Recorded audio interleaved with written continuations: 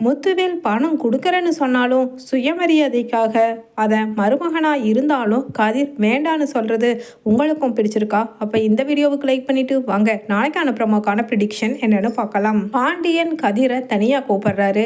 என்னப்பா அப்படின்னு சொல்ல, உங்ககிட்ட கொஞ்சம் தனியாக பேசணும், நீ கடைக்கு வா அப்படின்னு சொல்லிட்டு எக்ஸலை எடுத்துகிட்டு கிளம்பி போயிடுறாரு பாண்டியன்.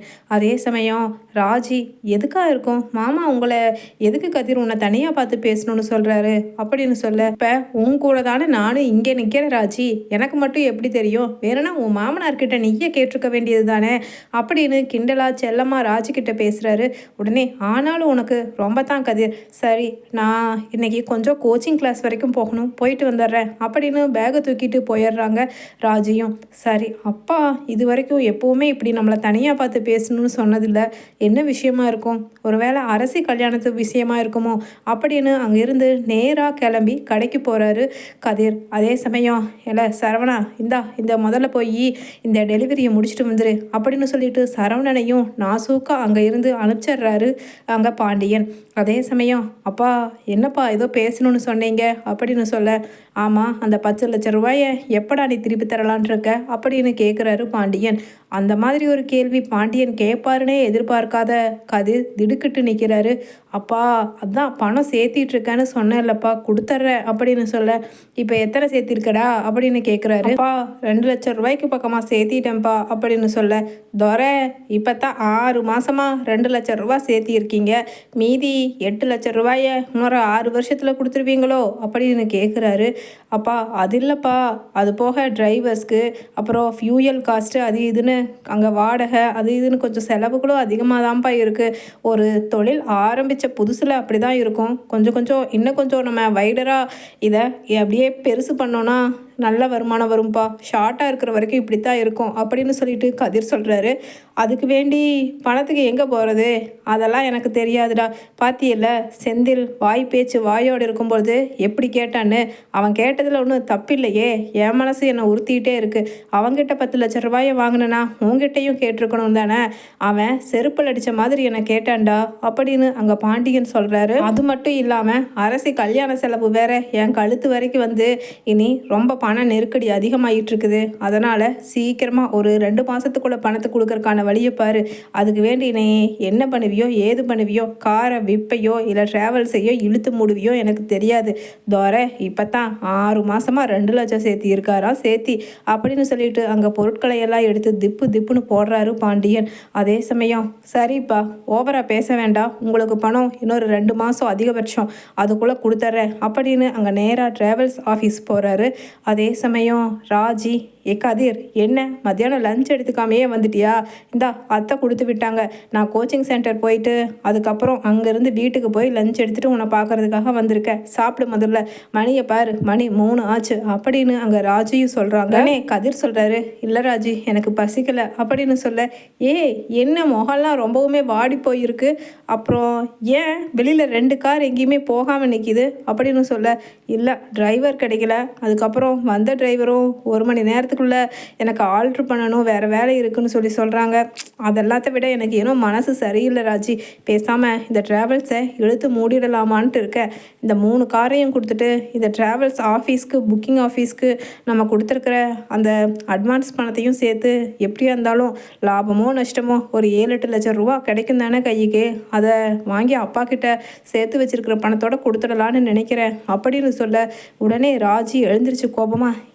நீ என்ன லூஸாடா, இத்தனை கஷ்டப்பட்டு இந்த அளவுக்கு 2 லேக்ஸுங்கிறது 6 மாதத்தில் சாதாரணமான விஷயமா, அதுவும் எல்லா இன்வெஸ்ட்மெண்ட்டும் போக டிரைவர் காஸ்ட்டு ஃபியூயல் காஸ்ட்டு வாடகை எல்லாம் போக 2 லட்சம் ரூபா நம்ம கையில் இருக்குது கதிர், அது மாதிரி இன்னும் சீக்கிரமாக மீறினா இன்னொரு 1 வருஷம் 1.5 வருஷத்துக்குள்ளே இந்த பணத்தை சேர்த்தி மாமா கிட்ட கொடுத்துடலாம், இந்த அளவுக்கு நம்ம டெவலப் ஆகி இருக்கும்போது எதுக்காக பிஸ்னஸை நீ சாத்திட்டு போகணும்னு சொல்கிற அப்படின்னு ராஜியும் கேட்குறாங்க. உடனே கதிர் இல்லை அப்பாவுக்கு அரசு கல்யாணம் வந்துருச்சுன்னு பணம் கேட்டிருக்காரு, அதனால தான் அப்படின்னு சொல்ல, அவர் என்னமோ பெரிய இவராட்ட அப்படின்னு சொல்லிட்டு கோவத்தில் பாரதியை விட்டுறாரு. பாண்டியனை திட்டுறதுல ராஜி முன்னாடி அங்கே கதிர் உடனே, எனக்கு தெரியும் மாமா சாதாரணமாக கேட்டிருந்தா உனக்கு இவ்வளவு ரோஷம் வந்திருக்காது.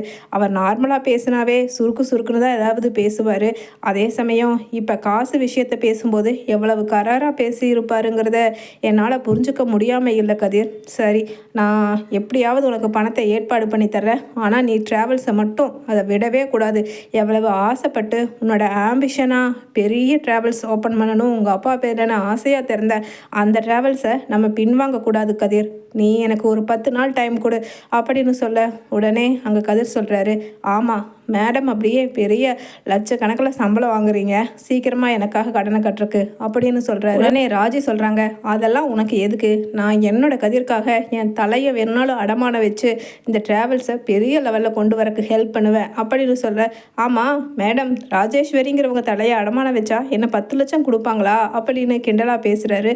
அதே சமயம், வேண்டாம் ராஜி, நீ ரொம்ப ஸ்ட்ரெஸ் பண்ணிக்காத, எப்படியாவது நான் முயற்சி பண்ணி பார்க்குறேன், அதுக்குள்ளே கிடைக்கலன்னா அப்புறம் வேறு வழியே இல்லை, நான் எடுத்த முடிவு தான் சரியாக இருக்கும்னு நினச்சிட்டு இதெல்லாத்தையும் விற்றுட்டு பேசாமல் பழையபடி எங்கேயாவது ஒரு பக்கம் நான் வேலைக்கு போகிறேன் அப்படின்னு சொல்கிறாரு. உடனே, இந்த நியாயத்தை இப்போ தானே நான் விட சொன்னேன், பேசாமல் விடு, நான் கிளம்புறேன் அப்படின்னு பேகை தூக்கி வீட்டு போட்டுட்டு போயிடுறாங்க ராஜி. அதே சமயம், அப்பா உங்ககிட்ட கொஞ்சம் பேசணும்ப்பா அப்படின்னு முத்துவேலுக்கு ஃபோன் பண்ணுறாங்க. என்னம்மா ராஜி, நீ இந்த மாதிரியெல்லாம் எனக்கு ஃபோன் பண்ணி பேச மாட்டியே, வீட்டுக்கே வந்து பேசலாம்ல அப்படின்னு சொல்கிறாரு.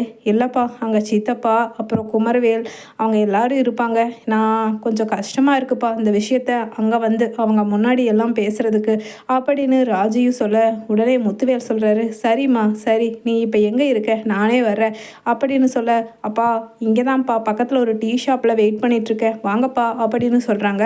முத்துவேலும் சரிம்மா நான் வரேன் அப்படின்னு சொல்லிட்டு அங்கே போகிறாரு. ராஜி அங்கே பாண்டியன் கதிர்கிட்ட பணத்தை கேட்டதும் அரசி கல்யாணத்துக்காக 10 லட்ச ரூபா உடனடியாக 2-3 மாதத்துக்குள்ளே பாண்டியன் கொடுக்க சொல்லி இருக்கிறதையும் புரிஞ்சுக்கிட்ட முத்துவேல், இதுக்கு தாம்மா நீ நேற்று என் வீட்டுக்கு வந்தப்பவே அந்த பணத்தை உங்ககிட்ட கொடுக்குறேன்னு சொன்னேன், பெரிய தொகைமா, அவ்வளவு சீக்கிரம் சேர்த்தி அந்த கடனை கட்ட முடியுமா? இந்தா நான் கொடுக்குறேன், இது உனக்கு இல்லாமல் வேறு யாருக்கு? நான் வச்சுருக்கிறது ஒரே புள்ள, உனக்கு இவ்வளவு சம்பாதிச்சு வச்சுருக்கேன், உனக்கு நிம்மதி சந்தோஷம் இல்லாத போது இந்த பணத்தினால நான் இதை வச்சுட்டு என்னம்மா பண்ண போகிறேன், நான் கொடுத்து அனுப்புகிறேம்மா அப்படின்னு சொல்கிறேன். இல்லை நானே வந்து நாளைக்கு கதிரை பார்த்து ட்ராவல்ஸ் ஆஃபீஸ்லையே கொடுக்குறேன் அப்படின்னு சொல்ல, ராஜியும் ரொம்ப சந்தோஷம்ப்பா அப்படின்னு சொல்லிடுறாங்க. அதே சமயம் கதிர் மறுநாள் அங்கே உட்காந்துருக்காரு ஆஃபீஸில், பணத்தை எடுத்துகிட்டு வர்றாரு முத்துவேல். அங்கே சக்திவேலோ எப்படியோ மோப்பம் பிடிச்சிடுறாரு, அக்கௌண்ட்லேருந்து டெபிட் ஆகிருக்கு 10 லட்சம் ரூபா, எங்கே போகுதுங்கிறத கண்டுபிடிச்சே ஆகணும்னு சொல்லி பின்னாடியே ஃபாலோ பண்ணிக்கிட்டு இருக்க முத்துவேல் அங்கே போய் பணத்தை கொடுக்கறத பார்த்துடுறாரு மறைஞ்சிருந்து சக்திவேல். அதே சமயம், ஓஹோ இதுதான் காரணமா, மகளுக்கு அழுங்காமல் கொடுத்துட்றாரு பணத்தை அப்படின்னு அங்கே இருந்து விரக்தியில் கிளம்பி போய் வீட்டில் இன்னைக்கு இருக்கு சரவெடி அப்படின்னு நினச்சிக்கிட்டு வர்றாரு சக்திவேல். அதே சமயம் அங்கே கதிர்கிட்ட பணத்தை கொடுக்க, ராஜி இதுக்கு தான் நான் உன்னை பேசாமல் அமைதியாக இருன்னு சொன்னேன், இந்த வேலை எதுக்கு, எனக்கு யார்கிட்டையும் பணம் வாங்குறது பிடிக்காது, எங்கள் அப்பா கிட்ட வாங்குறதே வேறு வழி இல்லாமல் தான் வாங்கியிருக்கேன்னு உனக்கு தெரியுமா தெரியாதா அப்படின்னு அந்த பணத்தை வாங்காமல் பின் வாங்கிடுறாரு.